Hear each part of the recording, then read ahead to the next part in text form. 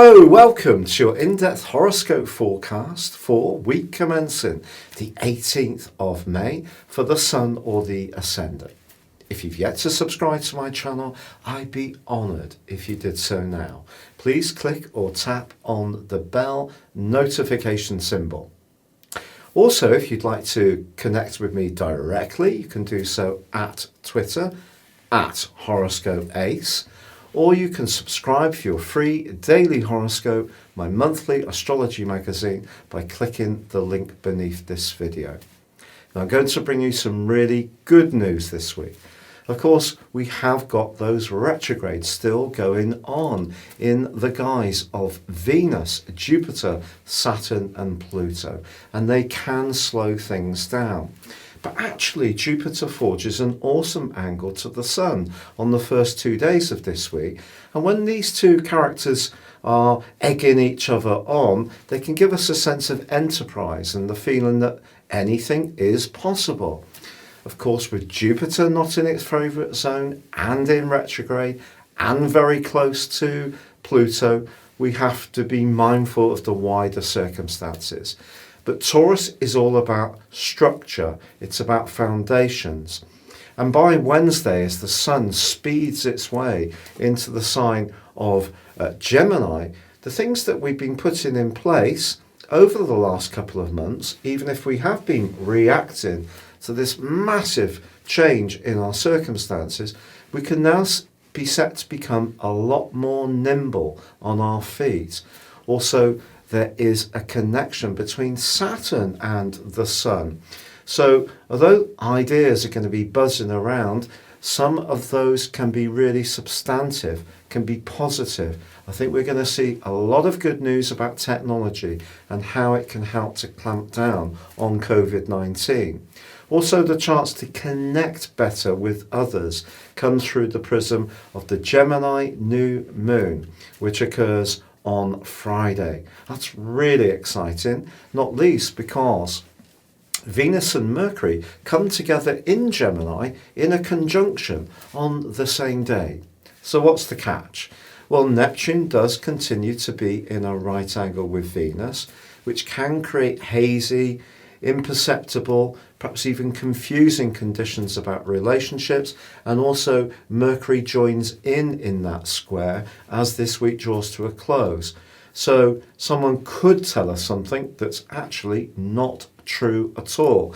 So when it comes to the briefings that we get from our governments, I think we still need to be rather sceptical and just try to earth things down, but at the same time, if you are enjoying downloading different topics or subjects, enlarging your knowledge on situations, chatting away on social media, playing quizzes with friends or in your community online, that's all going to be given even more impetus this week. It really is super.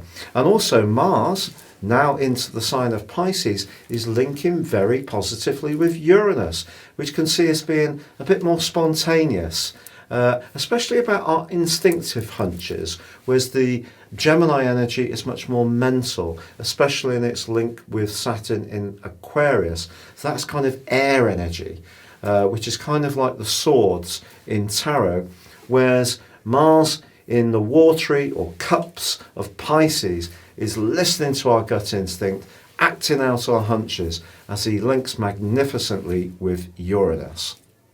Your specific forecast, Gemini, shows that you are the kiddie this week. Yes, the Sun returns to your sign on Wednesday after an 11-month vacation. But before that, the Sun is forging in its last 2 days in the sign of Taurus, a tremendous angle to Jupiter in the sign of Capricorn. And something you have been working on behind the scenes can really come into its chrysalis mode. And you're going to emerge into the sunlight magnificently. This is the time when your energy can increase, your desire to have your voice heard, you can move into the present more, you can feel much less reflective, And also, your imagination is going to be absolutely buzzing because Mars is right at the top of your scope, giving you more confidence, but it's linking to Uranus. So something that you've been thinking about, maybe in the back of your mind, but it's probably a little left field or different, at least for you, can now take on much greater energy. And when the sun merges with the moon in your sign on Friday, we have a magnificent new moon. Now, it is true that both Venus and Mercury in your sign are going to square up at times this week with Neptune. And I think that just says to you that when it comes to your kind of associations with the wider world, you still need to have a degree of not skepticalness, more caution, especially if you are dealing with people who are perhaps a little different themselves. They can actually be of great benefit to you at this time, but it's just about whether some of their ideas are realistic. And realism is still going to be important. But you're starting a new cycle this week, and you've really got the astral energy in your sails. So I think you're going to start to feel better. I think you're going to have more drive and vitality. And most of all, you're going to start to gain traction and really start to power forwards.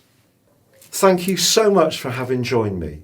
If you'd like to go beyond zodiac signs and embrace real astrology based on your time, date and place of birth, you can choose to have a one-to-one with me. Please check out my testimonials beneath this video, or you can have some horoscope reports from me, which are very affordable. There is an offer, 30% off.